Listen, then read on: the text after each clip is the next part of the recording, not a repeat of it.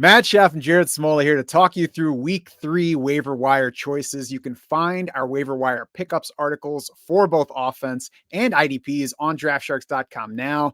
They will show up by midday every Tuesday. And we've got options in there for leagues of various sizes. We've also got one sneaky forward-looking pickup in there. He's the grab this guy. We've got drop candidates. We've got streaming defense options. There's also a separate streaming defense article. So, just check out everything on draftsharks.com. You'll find something that helps you out. Jared, this week, I think we have to start with the Kansas City situation. Isiah Pacheco suffered a leg fracture this weekend. He's expected to miss 6 to 8 weeks. We will see exactly what the replacement plan looks like because the team is planning to have Kareem Hunt in for a visit today. He might be there as we're speaking on Tuesday afternoon. For now, though, it looks like Carson Steele and Samaje Perine as kind of the split fill-in. What are you doing with that duo on waivers this week? I think they're both worth grabbing in all leagues of 10-plus teams. Right? We're talking about guys with potential big roles on a top 5 offense. Here is where the Chiefs running backs have ranked in total PPR points the last 3 years. They were 11th in 2023, 5th in 2022, 15th in 2021. If Andy Reid's smart, and I think Andy Reid is smart, we're going to see the Chiefs pass more going forward and just rely on their running backs less. I would bet on the Chiefs finishing, mid-pack to maybe even, back half of the league in PPR running back production while Pacheco is out. So I don't think either of these guys is going to anything near what Pacheco was doing. And even combined, they might not get to what Pacheco was doing. But again, I think that they're still both worth grabbing. If you just look at how these guys have been used so far, it's 9 carries for Carson Steele to 0 for Samaje Perine. But Perine has the edge and targets 3 to 0. So it's been a pretty clear split with Steele doing the early down ball carrying stuff, Perine doing the passing down stuff. And really, that's what both these guys, I think, are best at.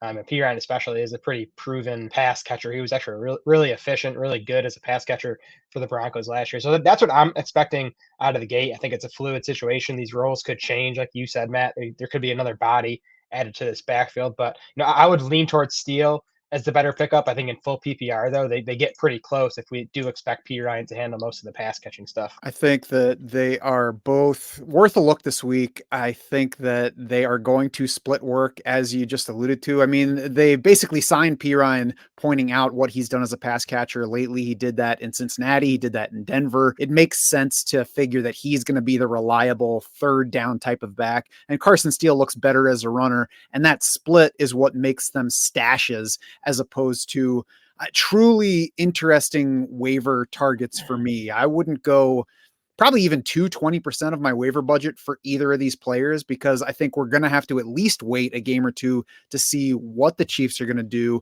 how much is available for these guys. At that point, will we have somebody that we can start in most fantasy leagues? I don't know. I think the best chance that we get a startable fantasy asset here, assuming that they stay healthy, of course, is Carson Steele in a non-PPR league, because at some level you're just betting on a running back that's getting a decent number of carries and has a decent shot at reaching the end zone. And that's Carson Steele in Kansas City, barring some further additions, barring Clyde Edwards-Helaire coming back from the non-football illness list. And we'll see exactly how soon he's ready to return. He's on there for at least another 2 games, but Clyde Edwards-Helaire could factor into that as well. So it just overall, we want pieces of the Chiefs offense, but that doesn't necessarily mean that any piece you get is going to become a startable asset. We've had times in the past where guys like Spencer Ware, Charkandrick West seemed like they were going to be usable in fantasy lineups, and they just weren't. Yeah, listen, I'm not going to pretend I knew anything about Carson Steele until a month and a half ago. But looking back at some of his college stuff, there is some stuff to get excited about. I mean, he had over 1,500 yards at Ball State in 2022. Then he transferred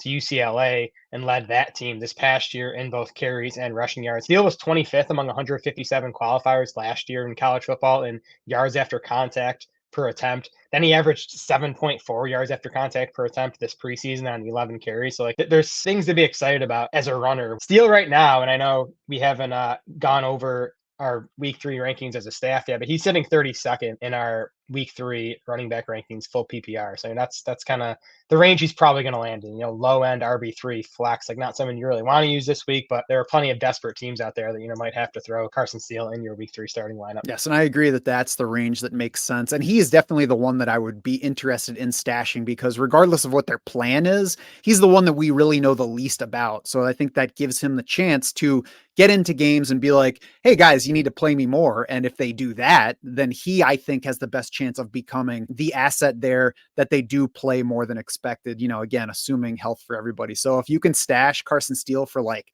10 to 15% of waiver budget this week, I'm all for it. Beyond that, there's likely going to be somebody outbidding me in most cases. Another key injury this week, Cooper Kupp for the Rams, who are already missing Puka Nacua. Jared, we've talked about the situation already after Nacua aggravated his knee injury following week 1. So what are you doing now on waivers with another wide receiver injury? Yeah, I'm being careful with this one because I think there's a risk this Rams offense just falls apart without Puka Nacua and Cooper Kupp, who, we expected to account for 50+% of this team's targets when both guys were healthy. We already saw the Rams offense fall apart last week in Arizona against a bad Cardinals defense. They couldn't do anything. Now, of course, that's a game where they lose Cooper Kupp midway through. That's always tough, but still, they're down their top 2 wide receivers.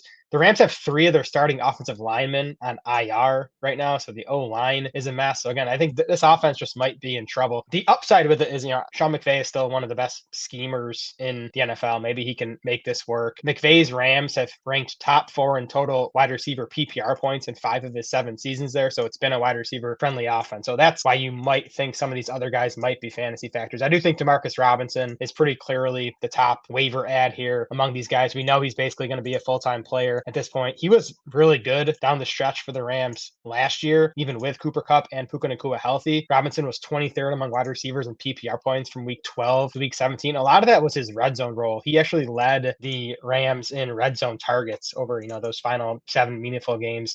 Among the other guys, Jordan Whittington is the guy I would add. He was a buzzy player this preseason. McVay talked him up multiple times. He had a really strong preseason. And Whittington was the guy who was the Kupp replacement in week 2. Whittington played every snap in the second half of that game against the Cardinals. 69% of his snaps came in the slot, which is where Kupp had been playing. 75% of Kupp snaps this season have come in the slot. So Whittington is the guy that I think is probably going to play the second most snaps in week 3 behind Demarcus Robinson. So he's the guy I would take a shot on. I mean, Tyler Johnson played 87% of the snaps last week. Tutu Atwell only played 10 snaps and yet had 3 catches, which trailed only Cooper Kupp and Kyren Williams in that game. To me, it's Demarcus Robinson who makes the most sense, and everybody else is a big shrug because I have no idea. We heard all the stuff about Jordan Whittington, and he has not done a whole lot so far.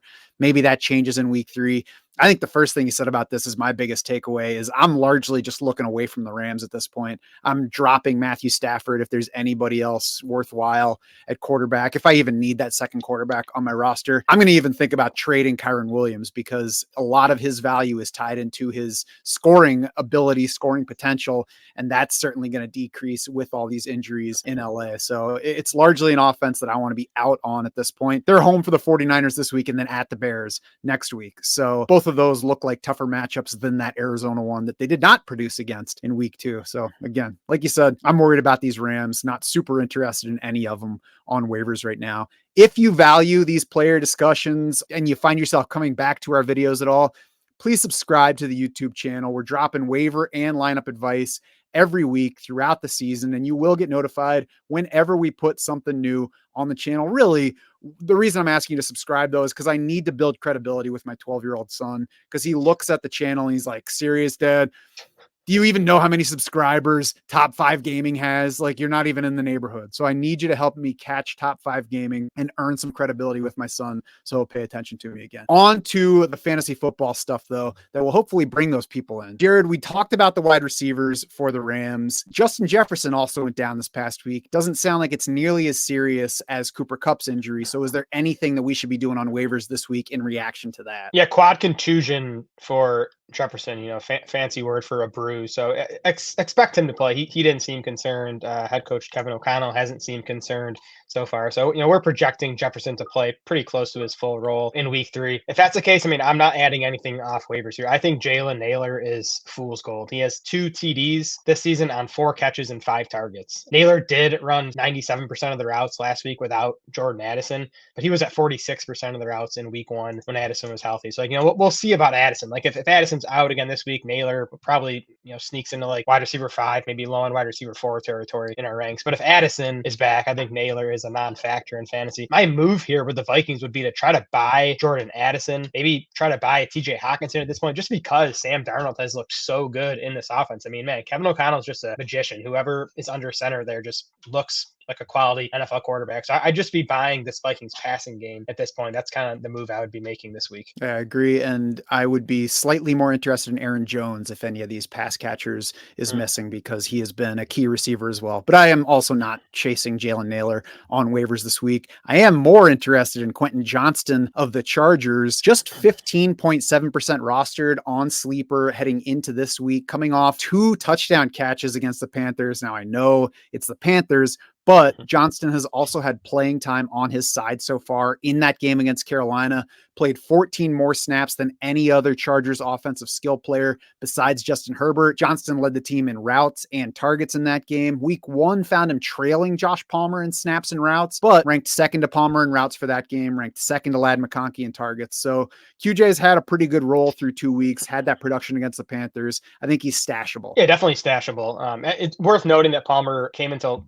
week 2 with an injury, which might have impacted his playing time. But to me, the big thing here is Quentin Johnston just looks like an improved player. He looks like an improved player to my eyeballs. The numbers say he's an improved player. He's at 2.07 yards per route run, obviously just through 2 games, but he was at 0.88 last year. Like anything over 2 is a really strong number. So again, it's 2 games, but it's been a good start. I think we're seeing better usage from Quentin Johnston. His average depth of target is down from 13 yards as a rookie to 11.3 this year. His yards after catch per reception is up from 4.0 to 5.3. We've talked about it a ton of times on this pod. Like Quentin Johnston, he flashes some downfield ability, but he's at his best with the ball in his hands. And I think this Chargers coaching staff is doing a better job of getting him the ball on some of those, easy throws and catches and letting him make plays after the catch. The problem for Quentin Johnston is it's still an overall pass volume issue with the Chargers. Through 2 weeks, they are minus 11% pass rate over expected. Only 2 teams are lower. One of those teams is the Packers, totally just a result of that Malik Willis game. We knew the Chargers were going to run more under this coaching staff. They're running even more than at least I expected.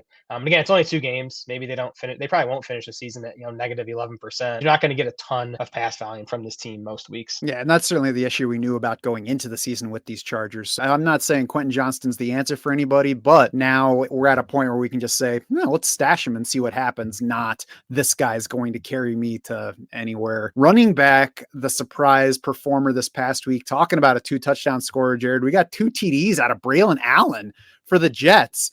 20% rostered on Sleeper, just 10% rostered on Yahoo.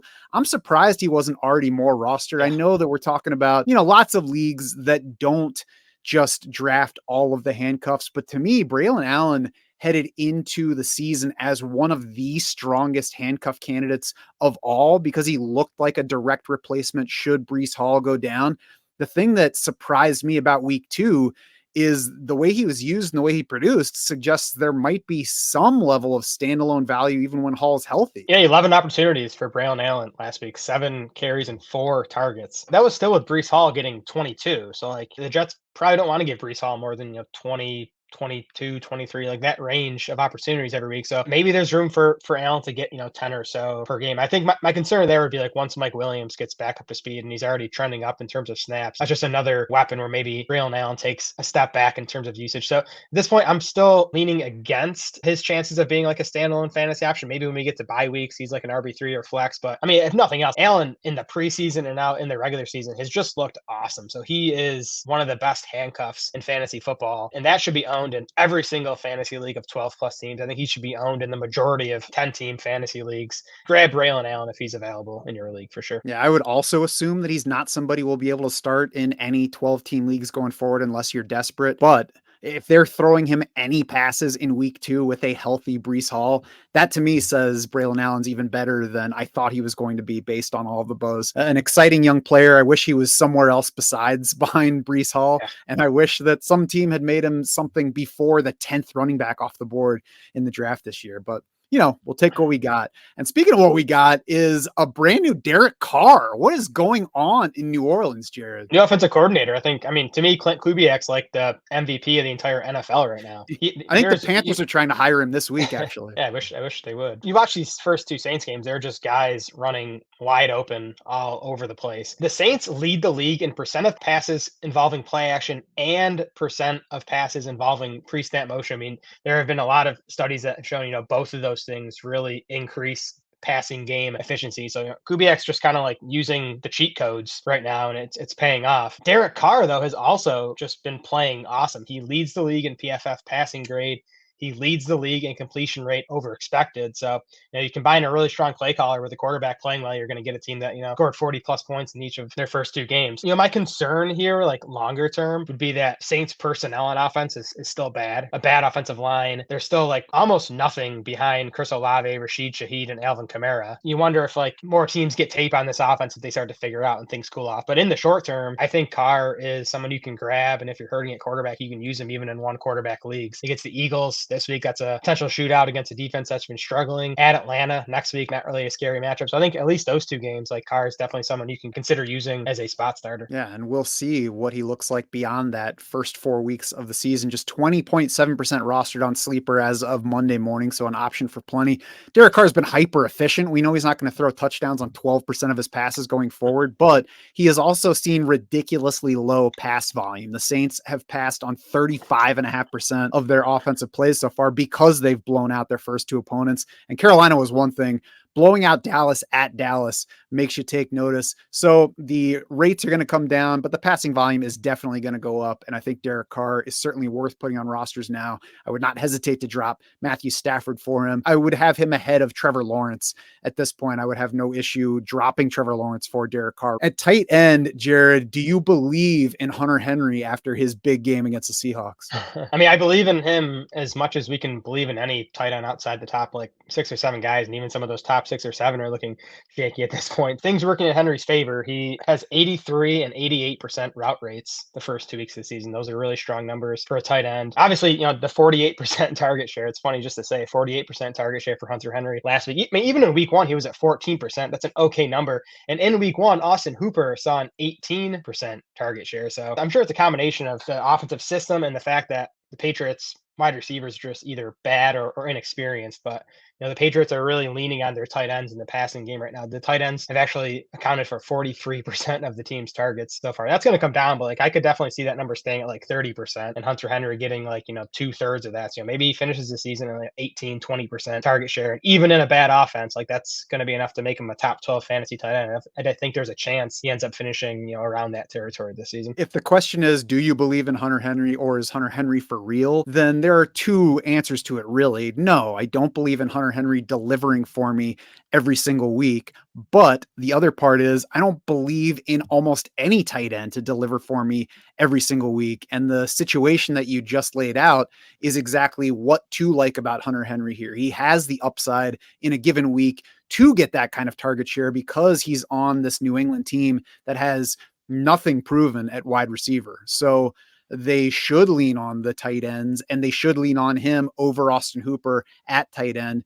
Doesn't mean he's going to produce every week, but it does give him the upside to be a starter. I think that Hunter Henry should probably be somewhere around tight end 15, tight end 16, at least in the rankings going forward. And that makes him somebody that you can consider for your lineup in many cases on a weekly basis. Just 21.8% rostered on Sleeper heading into week 3. It's time now for the streaming defenses, Jared. We'll start with week 3 and I'll let you go first. What defense do you like for week 3 to stream? Yeah, plenty of good options for week 3. We'll get into week 4. I think that's a bit trickier, but I'll open up with Tampa Tampa Bay, who's home for Denver. I think just attacking this Broncos offense right now, and Bo Nix is smart. Bo Nix has 4 interceptions through his first 2 games, only taken 2 sacks. But what I like about the Bucks is, we know this is a blitz happy defense, and through 2 weeks they have the 4th highest blitz rate in the NFL. So, give me this defense that's going to blitz an inexperienced quarterback who's played poorly through 2 weeks. I think there's good upside there. I think Tampa has a nice floor too, because this Broncos offense just is not going to score points. They have a 16.5 point implied total this week. That's the 3rd lowest for week 3. I like the Raiders this week. They're available in 93% of sleeper leagues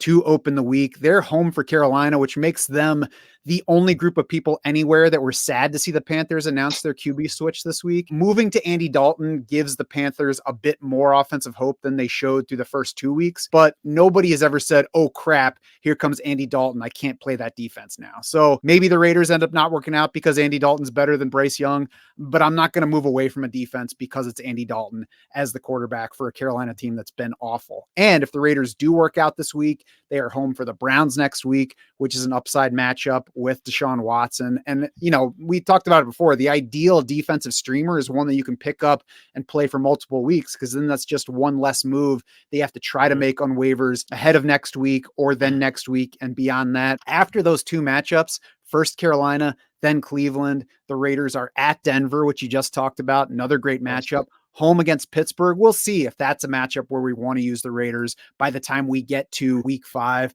And then at the Rams, we'll see what the Rams look like at that point. But this week's Rams are certainly a team that I'd be fine playing the Raiders against in week 6 if it looks similar. So I'll grab the Raiders to play them in week 3 and then see how long I can use them. Yeah, I like that. I think those are the 2 best options, Bucks and Raiders. I think both sides of the Titans-Packers game, those defenses are in play. Blake Willis played well enough. He did, all he kind of needed to do to win that game against the Colts. But the Titans have a strong run defense. So I think there's a chance they force Blake Willis to have to throw more than he did last week. So I think they're in play. And then Green Bay's in play because Will Levis just throws a stupid interception every week now. So there's upside to the Packers. Yeah, he's got the Jake Plummer streak to him for anybody who's been watching football that long. Week 4, Jared, I like the Bears here. 22% rostered entering this week on Sleeper, so plenty available. I doubt that rises for a week 3 matchup with the Colts, even though the Colts didn't impress against the Packers last week. Week 4 finds the Bears home for the Rams, which sure looks like it's going to be a positive matchup as of now.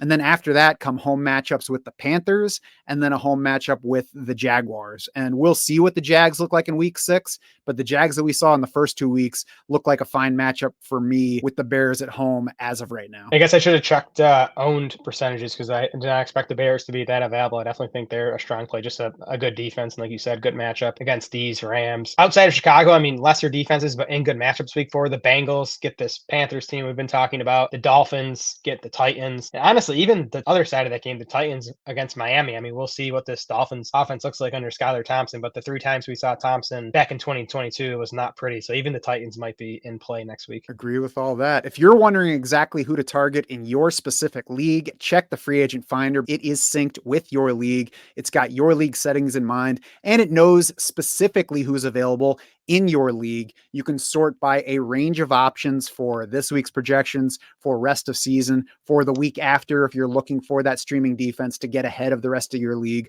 like we're talking about. And you can use the cross league feature if there's just one player you want to check his availability across all of the leagues that you have synced on draftsharks.com. If you're not a DS insider yet, but you need some help to navigate all these injuries that we've been talking about, it is certainly not too late to join up. Check the show notes below for this episode. You can get a link for a discounted membership for the rest of this season, because we want to be your unfair advantage.